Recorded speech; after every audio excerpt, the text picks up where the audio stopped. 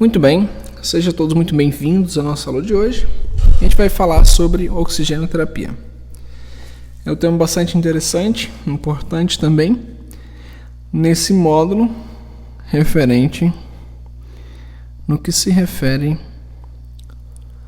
à técnica, dentro do centro cirúrgico. Então, nesse módulo de enfermagem cirúrgica, a gente vai precisar ter um bom manejo de oxigenoterapia. Bem, a oxigenoterapia consiste na administração de oxigênio como forma terapêutica numa concentração de pressão superior à encontrada na atmosfera ambiental para corrigir e atenuar a deficiência de oxigênio. Ou seja, vamos simplesmente com a concentração maior de oxigênio, uma pressão maior de oxigênio, a gente vai fazer essa inspiração forçada do oxigênio. Então, a ideia, nesse caso, é fazer com que todo o oxigênio ingresse dentro dos pulmões. Então, essa administração de oxigênio acima da concentração de gás ambiente, a gente vai chamar de fração inspirada de oxigênio. Muito bem, quais são os objetivos da oxigenoterapia? Uma delas é corrigir e reduzir os sintomas relacionados à hipoxêmia, ou seja, a falta de oxigênio, melhorar também a difusão de oxigênio, melhorar a oxigenação tissular dos pacientes com dificuldade de transporte de CO2, facilitar a absorção de ar das cavidades orgânicas, minimizar a carga de trabalho cardiopulmonar e manter a pressão estável em relação ao oxigênio. Então, temos que fazer toda essa verificação. Só um dos objetivos, a gente vê 5 objetivos na hora de verificar por que utilizar oxigênio no paciente. Então, aqui a gente está listando já 5 desses objetivos. Bem, a hipoxêmia é a falta ou a entrada reduzida de oxigênio.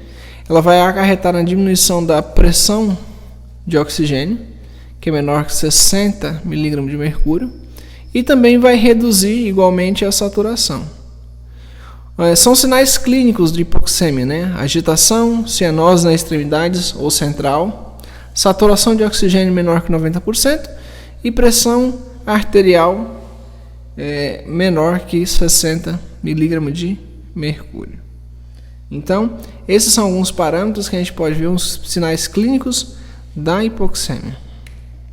Bem, quais são os efeitos fisiológicos do oxigênio? Ele vai melhorar a troca de gasosas entre oxigênio e CO2. Ele também promove uma vasodilatação arterial pulmonar. Ele tem uma baixa resistência arterial pulmonar, baixo déficit cardíaco, baixa sobrecarga de trabalho cardíaco e vasoconstrição sistêmica.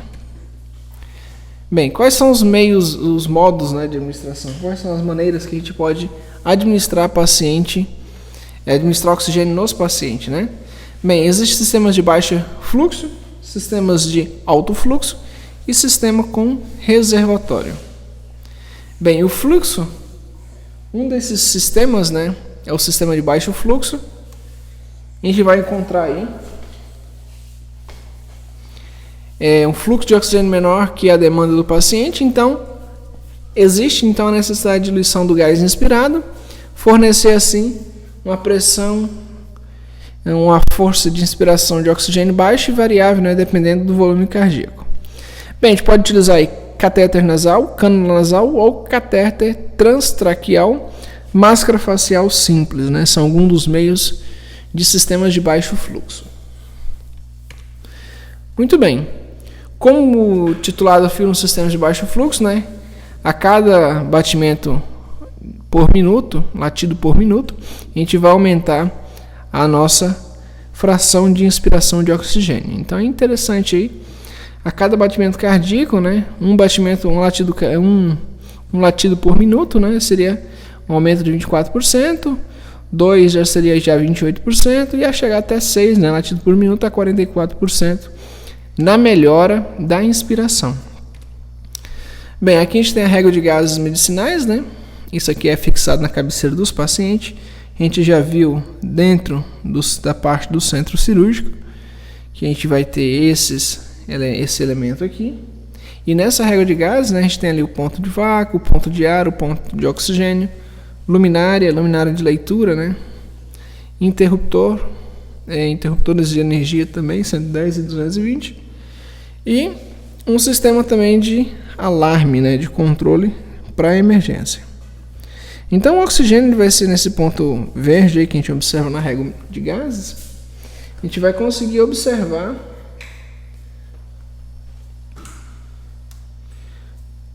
todos esses parâmetros e poder assim utilizar com maior clareza. Aqui a gente viu, né, o balão de oxigênio, os balonetes, né? Então,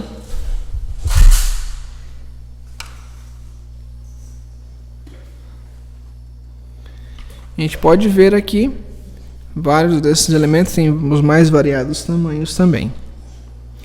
Muito bem, aqui a gente vê o sistema de baixo fluxo, né? A gente tem a cânula nasal, que é colocado diretamente ali na narina do paciente. Não é necessária intubação, não é complexo de colocar isso, né? E o oxigênio ele entra diretamente pela narina.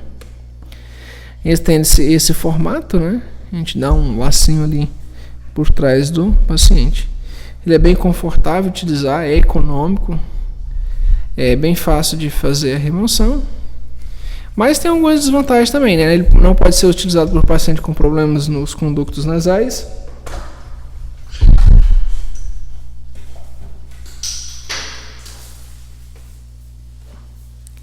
É de pouca aceitação também por crianças, né, pequenas. E também não permite a nebulização.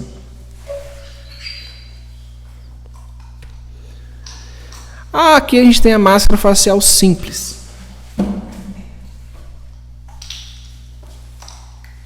Na máscara facial simples, é empregada enquanto o paciente requer concentração baixa ou média de oxigênio e serve como veículo para administração de medicamentos inaláveis e também a umidificação das vias aéreas.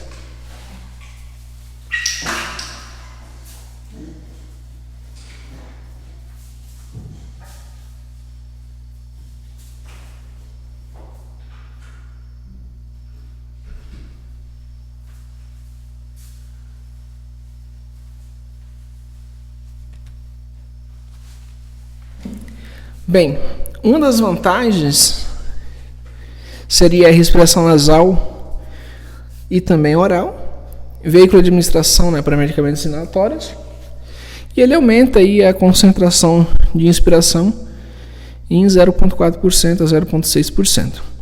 Quais são as desvantagens? Né? Dificulta a comunicação oral, dificuldade para beber e comer, e também evitar o uso prolongado devido às lesões por pressão, né? Até porque esse instrumento utiliza-se, né, um elástico, e esse elástico ele acaba fazendo pressão na orelha, na cabeça, gera desconforto, dor de cabeça, então ele é bem complicado.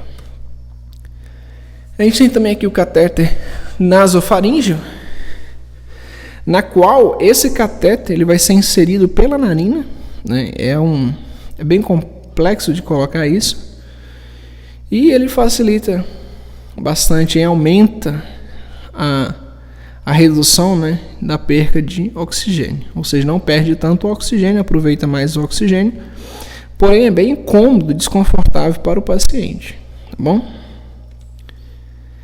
E temos também o catéter transtraqueal, né, que é a introdução de catéter através da traqueostomia, ou seja, quando abre ali na tráquea, as vias aéreas, e simplesmente ele é posicionado entre o segundo e terceiro anel traqueal. Então ele é posicionado da seguinte maneira, né? É um tubo que fica dentro da tráquea e uma das vantagens seria o melhor aproveitamento do oxigênio, o maior reservatório atômico, né? Diminui os custos com o gás, porque o oxigênio é caro para ser captado, gasta muita eletricidade. Uma das desvantagens seria o ressecamento, né, das secreções, cuidados com a umidificação, ou então procedimentos invasivos, né? Maior risco de infecção também no trato respiratório. Bem, quais são os fatores que afetam, né, a fração de inspiração de oxigênio no sistema de baixo fluxo? Bem, um desses fatores que afetam exatamente é o fluxo de oxigênio, a respiração com a boca fechada e a frequência respiratória, como o tempo inspiratório. Muito bem, então hoje a gente viu essa primeira parte de oxigenação, oxigenoterapia, vimos os sistemas de baixo fluxo e amanhã a gente vê os outros sistemas, ok? Então, espero que vocês tenham aproveitado e vejo vocês na nossa próxima aula.